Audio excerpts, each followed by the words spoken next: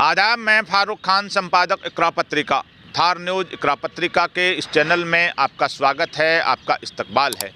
आज का जो हमारा एपिसोड है, राजस्थान की जो 25 लोकसभा सीटें हैं उनके ऊपर चुनाव हो चुका है और उसकी एक सटीक राजनीतिक विश्लेषण, ये जो चर्चाएं जो अलग अलग चीज़ों से मिल रही हैं, सोशल मीडिया से और अखबार के ज़रिए, टीवी के ज़रिए, तो लोगों के बीच में जो चर्चाएँ हैं उसके अंदर हमारा जो सटीक विश्लेषण है 25 लोकसभा सीटों का, वो इस एपिसोड में हम प्रस्तुत करेंगे। इससे पूर्व जो हम लोकसभा चुनाव की जो हमारी यात्रा, राजस्थान की जो अलग अलग लोकसभा क्षेत्रों में हम गए थे, तो 25 में से 18 लोकसभा क्षेत्रों में हम गए थे। उसके हमने इंडिविजुअल अलग अलग एपिसोड भी जारी किए हैं और कुछ 3-3, 4-4 लोकसभाओं को मिलाकर के भी हमने एपिसोड जारी किए हैं। तो विस्तार से उन एपिसोड में हमारी बहुत सी चीज़ें बताई हुई हैं, तो अगर वो और विस्तार से चाहिए तो उसके अंदर आप देख सकते हैं। तो राजस्थान के अंदर जो 25 लोकसभा सीटें हैं, ये 2 चरणों में चुनाव संपन्न हो चुका है। पहला चरण 19 अप्रैल को था, जिसमें 12 लोकसभा क्षेत्रों में चुनाव था, और दूसरे चरण में 26 अप्रैल को 13 लोकसभा क्षेत्रों में जो चुनाव था।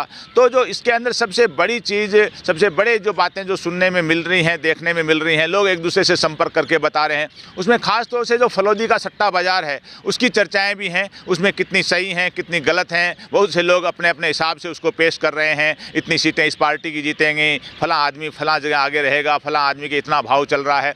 तो ये सारी चर्चाएँ जो 26 अप्रैल को चुनाव राजस्थान में दूसरे चरण का जो खत्म हुआ उसके बाद सोशल मीडिया पर भी चल रही हैं। तो असल जो परिणाम है वो तो आखिरी चरण के बाद 4 जून को जो मतगणना होगी तभी सामने आएंगे कि कौन किस सीट से चुनाव जीता है और कितने से जीता है। लेकिन जहाँ तक राजनीतिक विश्लेषण की बात है, तमाम सीटों का जो हम जाकर के ग्राउंड रिपोर्ट हमने की है लोकसभा की 18 सीटों पर राजस्थान के अंदर, तो हमने उससे पहले जब विधानसभा चुनाव हुआ था 4-5 महीने पहले, नवंबर 2023 के अंदर, तब हम राजस्थान की 65 विधानसभा के अंदर हम गए थे और वहाँ से हमने ग्राउंड रिपोर्ट प्रस्तुत की थी। और वहाँ जो अलग अलग एपिसोड हमने बनाए थे, उसके बाद हमने बताया था कि राजस्थान के अंदर जो कांग्रेस की सीटें हैं वो 65 से 70 रह सकती हैं, और हुआ भी यही कि जब परिणाम आया था तो कांग्रेस की 69 सीटें आई थी। तो राजस्थान के अंदर जो 18 लोकसभा सीटों पर हम गए हैं, इसके अलावा जो बाकी जो 7 सीटों पे हम नहीं जा पाए हैं, वहाँ के बारे में हमने हमारे संपर्क से, जो हमारे सूत्र से हमने मालूम करने की कोशिश की है, वहाँ के जो स्थानीय राजनीतिक विश्लेषक हैं उनसे मालूम करने की कोशिश की है। तो सारी चीज़ें आज इस एपिसोड में हम संक्षिप्त रूप के अंदर बताएंगे। तो सबसे पहले जो राजस्थान की जो 25 लोकसभा सीटें हैं उसके अंदर ऊपर से अगर हम शुरू करें तो बीकानेर और गंगानगर है। वहाँ दोनों जगह शुरुआत में लग रहा था कि जो कांग्रेस और बीजेपी हैं उन दोनों की फाइट रहेगी, लेकिन आखिरी दौर में आते आते वहाँ पर जो धरातल की सच्चाई ये बताई जा रही है कि वहाँ है वो भारतीय जनता पार्टी के उम्मीदवार हैं, वो मजबूत माने जा रहे हैं। हालांकि गंगानगर के अंदर ज़रूर कहा जा रहा है कि गंगानगर में भाजपा और कांग्रेस है, उसमें फाइट है, लेकिन हमारे जो सोर्स हैं, हमने जिन लोगों से मालूम किया है, तो गंगानगर और बीकानेर के अंदर जो भारतीय जनता पार्टी है वो मजबूत बताई जा रही है। उसके बाद जब चूरू लोकसभा सीट जो एक तरह की हॉट सीट थी राजस्थान की, वहाँ जो भारतीय जनता पार्टी के सांसद थे राहुल कसवां, उनकी टिकट काट दी गई, तो उन्होंने बगावत करके कांग्रेस ज्वाइन कर ली और कांग्रेस से वो मैदान में उतरे। और सामने भारतीय जनता पार्टी से जो देवेंद्र झाझड़िया हैं, जो खिलाड़ी हैं और इंटरनेशनल उनकी एक छवि है, वो मैदान में थे। और जो चूरू का चुनाव था वो पूरी तरह से जो न कोई भाजपा का चुनाव था न कांग्रेस का चुनाव था, चूरू का चुनाव था, वो राजेंद्र राठौड़ और राहुल कसवां के बीच में एक तरह का लड़ा गया था। तो चूरू में ज़बरदस्त फाइट थी। शुरुआत में चूरू में ज़रूर था कि चूरू में भारतीय जनता पार्टी है वो पिछड़ी हुई नज़र आ रही थी, और चूरू में शुरुआत के अंदर यानी मतदान से करीब 10 दिन पहले खुली कांग्रेस है वो स्पष्ट तौर पे मजबूत नज़र आ रही थी। लेकिन ज्यों मतदान का जो दिन नज़दीक आया तो चूरू में जो बीजेपी है वो पूरी तरह से फाइट में आ गई। और बताया ये जा रहा है, जो वहाँ के जो स्थानीय लोग हैं, जो राजनीति को समझते हैं, हमने भी वहाँ दौरा किया था, तो चूरू के अंदर ज़बरदस्त फाइट बताई जा रही है भारतीय जनता पार्टी और कांग्रेस के अंदर। यानी जो चूरू की सीट है वो टक्कर में है, वहाँ कुछ भी हो सकता है कि यानी वहाँ भारतीय जनता पार्टी भी जीत सकती है और वहाँ कांग्रेस भी जीत सकती है।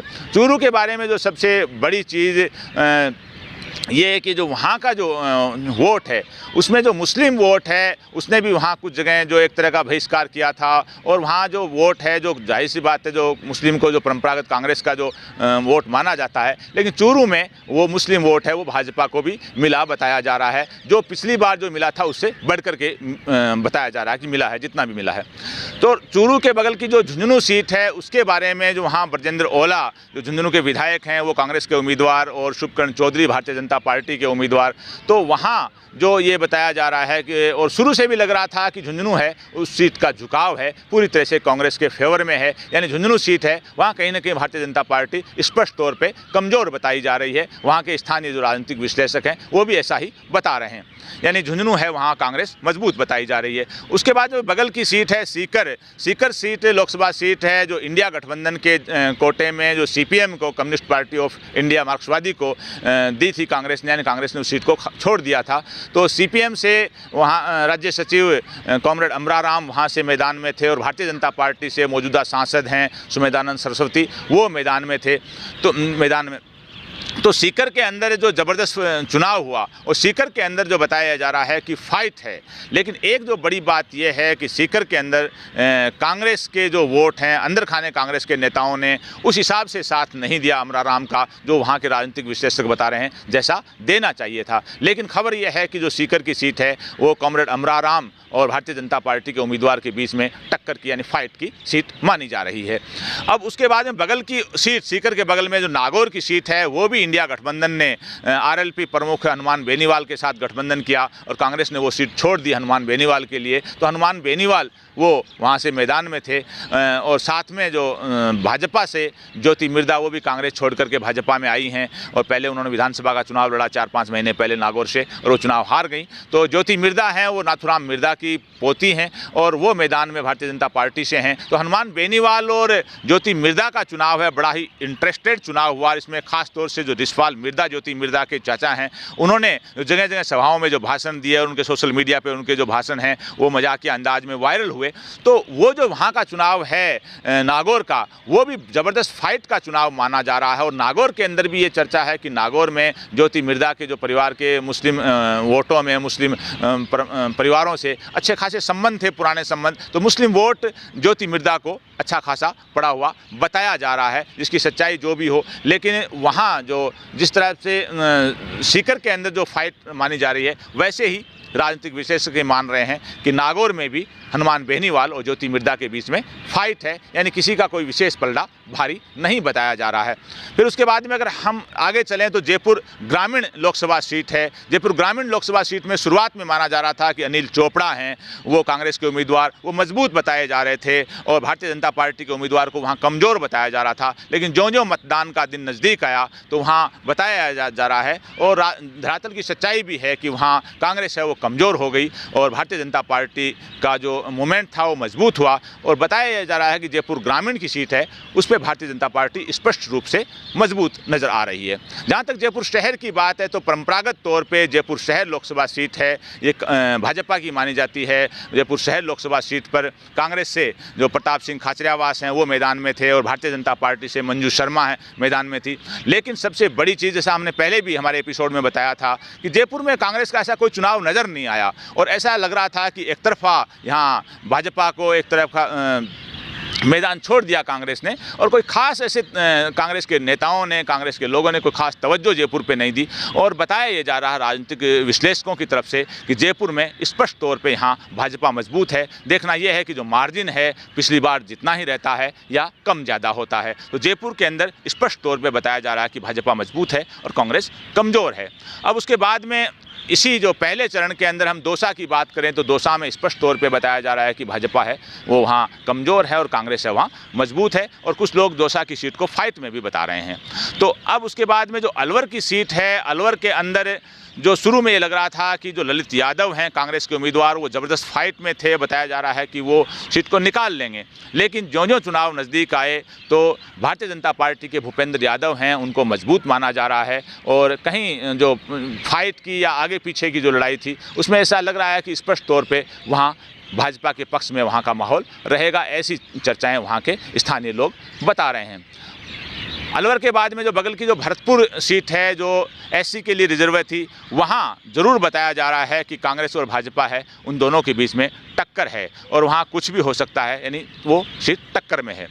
फिर जो करौली और धौलपुर की सीट है वो भी एससी के लिए रिजर्व है। वहाँ शुरू में बताया जा रहा था कि वहाँ कांग्रेस का पलड़ा भारी है, फिर चुनाव जो नज़दीक आए तो ये बताया जा रहा था कि यहाँ कांग्रेस है वो भाजपा टक्कर में आ गई है। लेकिन वहाँ के बारे में जो खबरें ये हैं कि वहाँ भाजपा है वो मजबूत बताई जा रही है। असल तो जो 4 जून को परिणाम आएंगे तभी मालूम पड़ेगा। फिर जो करौली धौलपुर के जो बगल की सीट है टोंक सवाई माधोपुर है। टोंक सवाई माधोपुर जनरल सीट है। यहाँ से कांग्रेस ने जो पूर्व सांसद नमो नारायण मीणा के भाई जो डीजीपी रहे हैं राजस्थान के हरीश मीणा, उनको यहाँ से कांग्रेस ने मैदान में उतारा। और सुखबीर सिंह जोनापुरिया जो वर्तमान में विधायक हैं वर्तमान में सांसद हैं भारतीय जनता पार्टी से, तो भाजपा ने जोनापुरिया को मैदान में उतारा। और दोनों में ज़बरदस्त फाइट थी। शुरू में ज़रूर कांग्रेस को उसमें बताया गया कि कांग्रेस है वो आगे बढ़त लिए हुए है पूरे चुनावी मैदान में, लेकिन लास्ट 2-3 दिन के अंदर पूरी तरह से ज़बरदस्त फाइट में आ गई टोंक सवाई माधोपुर सीट। यानी जोनापुरिया और हरीश मीणा की ज़बरदस्त टक्कर टोंक सवाई माधोपुर में बताई जा रही है। अब उसके बाद में बगल की जो अजमेर सीट है, अजमेर लोकसभा सीट के अंदर शुरुआत में दोनों ही पार्टियां वहां कमज़ोर नज़र आ रही थी। भारतीय जनता पार्टी से जो सांसद हैं भागीरथ चौधरी और कांग्रेस से रामचंद्र चौधरी, वो दोनों कोई खास ऐसा लग नहीं रहा था कि कौन आगे है और कौन पीछे है। लेकिन रामचंद्र चौधरी ने ज़बरदस्त जोर लगाया कांग्रेस के उम्मीदवार ने और ज़बरदस्त फाइट करके दिखाई। लेकिन सबसे बड़ी विचित्र बात ये रही कि वहाँ जो सीट है अजमेर, वहाँ गुर्जर प्रभावित भी सीट है, गुर्जर समुदाय का अच्छा खासा वोट है। सचिन पायलट यहाँ से सांसद भी रहे हैं, लेकिन सचिन पायलट ने कोई खास तवज्जो अजमेर में नहीं दी और सचिन पायलट का बताया जा रहा है कोई दौरा भी नहीं हुआ। तो लास्ट में आकर के रामचंद्र चौधरी हैं वो एक तरह के कमज़ोर हो गए और एक अच्छी खासी जो वो सीट को फाइट में लेके आए थे, रामचंद्र चौधरी अपने बिहाफ पे मैदान में उतरे हुए थे। लेकिन लास्ट में जो कांग्रेस की लीडरशिप ने, खासतौर से सचिन पायलट ने भी कोई खास ध्यान नहीं दिया। तो बताया जा रहा है कि जो अजमेर सीट है वहाँ भारतीय जनता पार्टी है उसको मजबूत बताया जा रहा है। अजमेर के बाद में जो अगली सीट है भीलवाड़ा की सीट है, तो भीलवाड़ा की सीट के ऊपर पहले जो दामोदर गुर्जर को उतारा था कांग्रेस ने, फिर वहाँ से उनको टिकट बदल के राजसमंद भेजा गया और भीलवाड़ा से सीपी जोशी जो स्पीकर रहे हैं और भीलवाड़ा से सांसद भी रहे हैं, वो कांग्रेस से मैदान में उतरे और भारतीय जनता पार्टी ने वहाँ से दामोदर अग्रवाल को वहाँ से मैदान में उतारा। तो वह परंपरागत सीट भाजपा की थी। तो वहाँ के बारे में ये है कि सीपी जोशी ने कोशिश तो बहुत की, खासतौर से चंबल पानी को, इन चीज़ों को लेकर के फाइट में आने की पूरी कोशिश की, लेकिन उनके पास टाइम भी कम था और टिकट बदलने की वजह से लोगों में नाराज़गी भी हुई। तो वहाँ भी ये बताया जा रहा है कि भीलवाड़ा में है वहाँ भाजपा है वो कांग्रेस से मजबूत बताई जा रही है। और इसके बाद में जो राजसमंद जाए उससे पहले जो कोटा सीट है, वो झालावाड़ सीट की हम बात करें तो कोटा के अंदर जो भारतीय जनता पार्टी की तरफ से स्पीकर हैं ओम बिड़ला, वो मैदान में थे और भारतीय जनता पार्टी के ही प्रहलाद गुंजल जिन्होंने भारतीय जनता पार्टी छोड़ी और वो कांग्रेस के सिंबल पे मैदान में उतरे। और प्रहलाद गुंजल हैं वो गुर्जर समुदाय से हैं, तो प्रहलाद गुंजल ने ज़बरदस्त टक्कर देने की कोशिश की है। चुनाव को बड़ा मजबूती से लड़ा प्रहलाद गुंजल ने। और कोटा के अंदर बीच में ये हालात बताए जा रहे थे कि अगर प्रहलाद गुंजल हैं, उनका अगर कांग्रेस लीडरशिप अगर ढंग से साथ दे, बड़े सवाल उठे वहाँ भी कि कांग्रेस के जो कार्यकर्ता मतलब वो जो जनता थी वो प्रहलाद गुंजल की तरफ फेवर में थी, लेकिन कांग्रेस के नेता और कार्यकर्ताओं ने प्रहलाद गुंजल का साथ नहीं दिया ढंग से जैसे उनको देना चाहिए था। अगर जिस हिसाब से प्रहलाद गुंजल ने चुनाव लड़ा, अगर उसी हिसाब से कांग्रेस के नेता और कार्यकर्ता भी उनका साथ देते तो बताया जा रहा है कि वो कोटा की सीट निकाल सकते थे। लेकिन उन्होंने चुनाव को पूरी ताकत से लड़ा, चुनाव को फाइट में ला के छोड़ दिया। लेकिन फिर भी ग्राउंड की रिपोर्ट ये बताई जा रही है कि वहाँ जो भाजपा है वो भाजपा का परंपरागत एक वोट बैंक है और भाजपा वहाँ कोटा में मजबूत बताई जा रही है।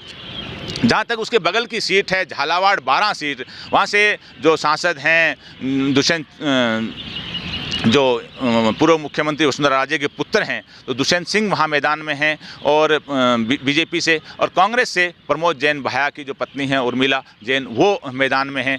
तो उन दोनों में भी टक्कर तो थी, लेकिन वो परंपरागत एक भाजपा का गढ़ है। वसुंधरा राजे ने लास्ट 4-5 दिन में एड़ी चोटी का जोर लगाया और वसुंधरा राजे कहीं झालावाड़ 12 छोड़ करके निकली नहीं और अपने पुत्र को चुनाव जिताने के लिए उन्होंने अपने तमाम तर जो सियासी घोड़े थे वो खोल दिए, न सिर्फ चुनाव जिताने के लिए बल्कि पिछली बार से ज़्यादा मार्जिन से जिताने के लिए। तो बताया जा रहा है कि झालावाड़ 12 है वहाँ स्पष्ट तौर पे भाजपा है वो मजबूत समझी जा रही है। अब देखना यह है कि मार्जिन पिछली बार से बढ़ कर के आता है, उतना ही आता है या कम आता है, यानी भाजपा है वहाँ झालावाड़ बारां में भी मजबूत बताई जा रही है। अब उसके बाद में आगे चलें तो फिर चित्तौड़ सीट है। चित्तौड़ के ऊपर उदयलाल आंजना जो कांग्रेस से मैदान में हैं और बीजेपी से प्रदेश अध्यक्ष सीपी जोशी जो सांसद भी हैं वो मैदान में हैं। तो यहाँ शुरुआत में आंजना को जरूर कमज़ोर माना जाता था, लेकिन आंजना ने जो बताया ये जा रहा है, हम भी वहाँ गए हैं, कि ज़बरदस्त चुनाव को बड़े ही फाइट में लाके छोड़ा है। जिस हिसाब से कोटा में प्रहलाद गुंजल चुनाव लड़ा है, उसी हिसाब से आंजना ने भी चुनाव को बड़ी मजबूती से लड़ा है। पूरे कांग्रेसी नेताओं को, कार्यकर्ताओं को उन्होंने जोड़ने की कोशिश की है। और सबसे प्यारा चुनाव जो चित्तौड़ में हुआ है कि आंजना ने कांग्रेस के नेताओं और कार्यकर्ताओं को जिस मजबूती से जोड़ा है, ऐसा कहीं दूसरी आसपास की सीटों पे चीज़ें नज़र नहीं आई। लेकिन भाजपा के प्रदेश अध्यक्ष सामने थे, भाजपा का एक परंपरागत वोट है वहाँ पर। इन चीज़ों को लेकर के जो सारी बातें जो हमने सुनी हैं, हम खुद भी वहाँ गए थे, कि वहाँ जो सीट का जो रुझान है, झुकाव है, वो भाजपा के पक्ष में माना जा रहा है। यानी वहाँ चित्तौड़ में भी आंजना ने चुनाव अच्छा लड़ा है, पूरी ताकत लगाई है, लेकिन उनका जो पक्ष है ज़्यादा मजबूत नहीं समझा जा रहा है राजनीतिक विश्लेषकों की तरफ से और स्थानीय लोगों की तरफ से। यानी वहाँ भी भाजपा मजबूत मानी जा रही है। चित्तौड़ के बाद में जब वापस अपन राजसमंद आए, तो राजसमंद में पहले मैंने बताया कि राजसमंद में जो टिकट जिसको दिया है कांग्रेस ने, दामोदर गुर्जर को, उनको पहले भीलवाड़ा से उतारा था, फिर उतारा था, और राजसमंद से जिनको उतारा था उन्होंने अपना कांग्रेस का टिकट लौटा दिया और कहा कि मुझे ज़बरदस्ती टिकट दिया गया है। तो जो भीलवाड़ा के जो दामोदर गुर्जर थे उनको राजसमंद शिफ्ट किया गया और सीपी जोशी वहाँ से यहाँ आए भीलवाड़ा। तो ऐन वक्त पे जो अल्टा पलटी हुई उससे कांग्रेस को बड़ा लॉस हुआ। और दूसरी बात यह है कि जो मेवाड़ राजघराने की जो सदस्या जो महिमा कुमारी सिंह हैं, वो मैदान में थी भाजपा से। तो उन दोनों के बीच में जो फाइट है, वहाँ कांग्रेस शुरू से ही कमज़ोर लग रही थी। तो महिमा कुमारी सिंह है भाजपा की, उनका पक्ष पूरी तरह से राजसमंद में मजबूत माना जा रहा है। यानी वहाँ कांग्रेस है वो चुनाव ढंग से नहीं लड़ पाई राजसमंद के अंदर। तो अब राजसमंद के आगे उदयपुर की बात करें तो उदयपुर में शुरू में कांग्रेस को जरूर कमज़ोर माना जा रहा था। यहाँ से कांग्रेस और भाजपा दोनों ने ही पूर्व अधिकारियों को उतारा था। कांग्रेस ने ताराचंद मीणा को और भाजपा ने मन्नालाल रावत को। तो शुरू में कांग्रेस को कमज़ोर माना जा रहा था, लेकिन लास्ट 3-4 दिन के अंदर ताराचंद मीणा हैं, उन्होंने चुनाव को ज़बरदस्त खड़ा किया और बड़ा ही मजबूती से चुनाव लड़के दिखाया और उन्होंने पूरी टक्कर देने की कोशिश की। लेकिन वही बात है कि परंपरागत वोट और कांग्रेस की जो कार्यकर्ताओं की, स्थानीय नेताओं की कमजोरियों की वजह से कांग्रेस वहां भी चुनाव को लूज करती हुई बताया जा रहा है। यानी ताराचंद मीणा ने तमाम तरह जो कोशिशें की, वो कोशिशें उनकी जीत में तब्दील होती हुई नहीं बताई जा रही हैं, ऐसा वहां के राजनीतिक विश्लेषक बता रहे हैं। उसके बाद में जो उदयपुर के आगे की जो बांसवाड़ा डूंगरपुर सीट की बात की जाए, जो एसटी के लिए रिजर्व है, उदयपुर भी एसटी के लिए रिजर्व है। तो बांसवाड़ा डूंगरपुर में कांग्रेस ने एक बड़ा ही जो एक मजाकिया ड्रामा हुआ कांग्रेस के अंदर। पहले उन्होंने टिकट दिया, फिर वो उम्मीदवार नहीं मिला, फिर दूसरे को टिकट दिया, फार्म भरा, फिर बीएपी को समर्थन देने के लिए उम्मीदवार को वापसी की बात हुई, उम्मीदवार ने स्विच ऑफ कर लिया। तो बहरहाल कांग्रेस ने अपने उम्मीदवार को 6 साल के लिए निष्कासित कर दिया और राजकुमार रोत जो आदिवासी पार्टी के उम्मीदवार थे उनको कांग्रेस ने समर्थन दे दिया और चुनाव जबरदस्त राजकुमार रोत ने लड़ा। और भाजपा से जो उम्मीदवार थे, जो कांग्रेस से विधायक रहे हैं, कांग्रेस के नेता, कांग्रेस के मंत्री भी रहे हैं, महेंद्रजीत सिंह मालवीय, वो कांग्रेस छोड़ करके भाजपा में आए और वो भाजपा से मैदान में थे। तो शुरू में जो माना जा रहा था कि भारतीय जनता पार्टी का यानी महेंद्रजीत सिंह मालवीय का चुनाव कमज़ोर माना जा रहा था और राजकुमार रोत का चुनाव है बड़ा मजबूत माना जा रहा था। राजकुमार रोत ने फार्म भरा तब भी ज़बरदस्त अपनी ताकत का प्रदर्शन किया।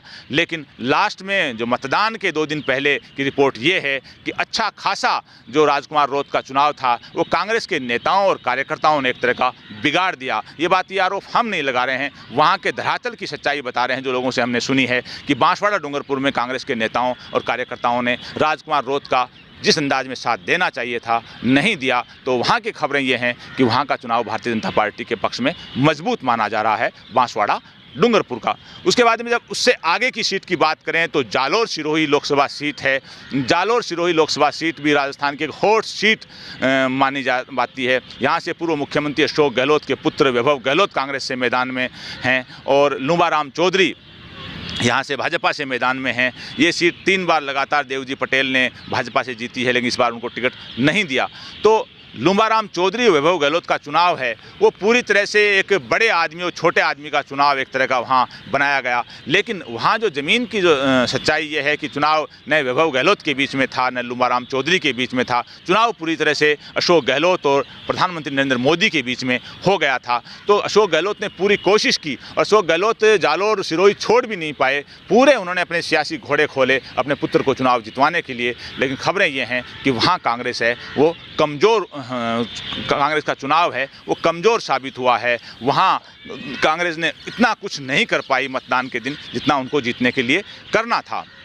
तो जो जालोर सिरोही का चुनाव है उसका भी पक्ष है वो भाजपा के पक्ष में मजबूत माना जा रहा है। इसके बाद में जब बात करें पाली की बगल की सीट में, तो पाली में जो फाइट है वो कांग्रेस और बीजेपी में शुरू में कांग्रेस की उम्मीदवार कमज़ोर लग रही थी, लेकिन चुनाव के नज़दीक आते आते वो बताया जा रहा है कि कांग्रेस और भाजपा दोनों में फाइट है। यानी कांग्रेस की उम्मीदवार ने जो अपना चुनाव है संगीता बेनीवाल ने बड़ा मजबूत किया है और वहाँ पाली के अंदर कांग्रेस और बीजेपी की फाइट है, परिणाम जो भी रहें। जोधपुर की बात की जाए तो जोधपुर में जो केंद्रीय मंत्री गजेंद्र सिंह शेखावत और करण सिंह उजियाड़ा के बीच में चुनाव था। करण सिंह उजियाड़ा जो हैं वो कांग्रेस के उम्मीदवार, गजेंद्र सिंह शेखावत भाजपा के उम्मीदवार। तो शुरू में कांग्रेस के उम्मीदवार को, कांग्रेस के चुनाव को कमज़ोर माना जा रहा था, लेकिन करण सिंह ने ज़बरदस्त चुनाव लड़ा है और करण सिंह ने अपने चुनाव को फाइट में लाके छोड़ दिया है, पूरी कोशिश की है जीतने के लिए। और गजेंद्र सिंह शेखावत हैं, उन्होंने भी जाहिर सी बात है कि वो 2 बार सांसद वहाँ से रहे हैं, तीसरी बार फिर बनना चाह रहे हैं, तो उन्होंने भी पूरा जोर लगाया है। लेकिन वहाँ के बारे में जो खबरें ये हैं कि अशोक गहलोत मुख्यमंत्री, जिनका गृह जिला है जोधपुर, उन्होंने उस अंदाज में करण सिंह का साथ नहीं दिया जिस अंदाज में देना चाहिए था। तो वहाँ का जो चुनाव है करण सिंह की तमाम कोशिशों के बावजूद उनके लिए कमज़ोर समझा जा रहा है और गजेंद्र सिंह शेखावत है उनके पक्ष में जोधपुर का चुनाव मजबूत माना जा रहा है।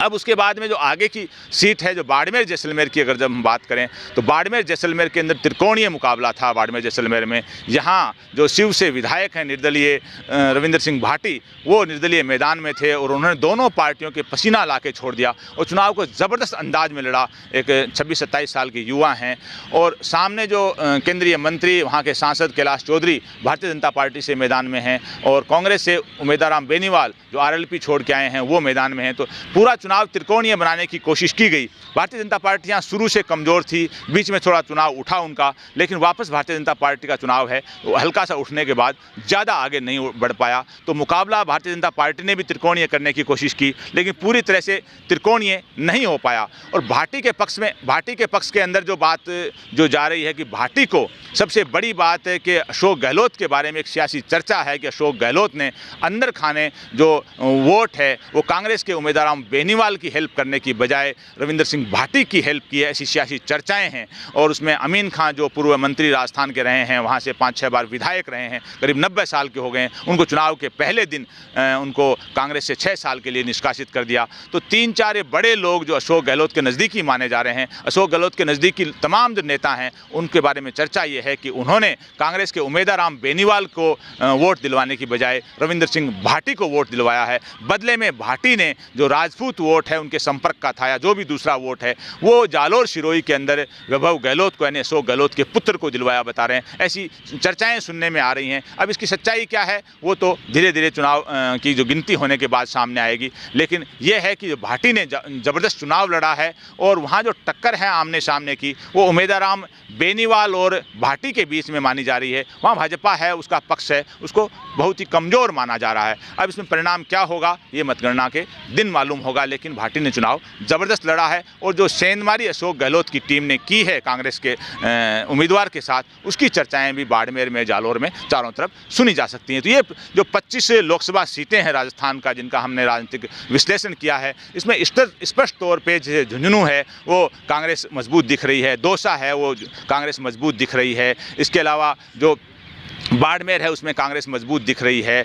इसी तरह से जो फाइट की सीटें हैं तो फाइट की सीटें हैं चूरू मानी जा रही है, नागौर मानी जा रही है, सीकर मानी जा रही है, आपकी ये जो टोंक सवाई माधोपुर फाइट की मानी जा रही है, भरतपुर की सीट है वो फाइट की मानी जा रही है। और फिर जो कोटा और इसकी क्या नाम है चित्तौड़ की सीट फाइट की मानी जा रही है, जालोर की सीट को फाइट की लोग मान रहे हैं। तो ये तमाम तर जो 25 सीटें, इसमें 18 सीटों पे हम गए हैं। उसके बाद हमने तमाम लोगों से संपर्क किया मतदान के बाद, तो जो चीज़ें सामने आई उसमें ये हमने पूरी रिपोर्ट प्रस्तुत की। अब आपको फिर जो हम बता रहे हैं कि इसमें और विस्तार से अगर आपको कुछ सुनना हो तो हमारे इंडिविजुअल एपिसोड भी हैं जो 18 लोकसभा सीटों के, और उसके अंदर हमने जो जॉइंट एपिसोड भी बनाए हैं वो तमाम तर लिंक इसके अंदर हैं। आप उसके अंदर विस्तार से भी आप सुन सकते हैं। अब असल चीज़ कौन कितनी सीटें जीतेगा ये तो 4 जून को मतगणना के दिन ही स्पष्ट होगा। लेकिन हमारी जो रिपोर्ट है, हम जो ग्राउंड लेवल पे गए हैं, हमने राजनीतिक विश्लेषकों से, स्थानीय पत्रकारों से, नेताओं से, भाजपा और कांग्रेस के नेताओं से,